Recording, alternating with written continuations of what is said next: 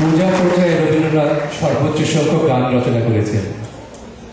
রাজা রামমোহন রায় ও দেবেন্দ্রনাথ ঠাকুরের ব্রহ্মসঙ্গীতের ধারায় পূজা পর্যায়ে সঙ্গীত রচয়িতা হিসেবে রবীন্দ্রনাথের আবির্ভাব।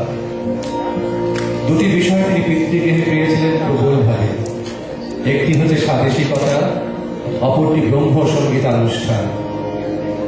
স্বাদেশিক সঙ্গীত রচনার ধারাটি রবীন্দ্রনাথের জীবনে খুব বেশি বিস্তৃত হয়নি, তবে ব্রহ্মসঙ্গীত রচনায় তার আগ্রহ অটুট থাকে সারাটি জীবন ধরে।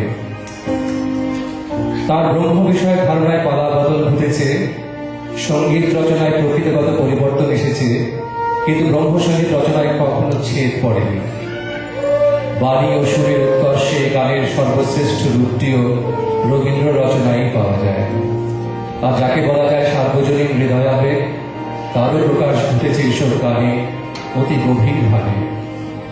যে জন্য ব্রহ্ম ধর্ম আন্দোলন ক্ষীয়মান হয়ে পড়লেও রবীন্দ্রনাথের পূজার গানের গ্রাহ্যতা কখনো হ্রাস পায়নি।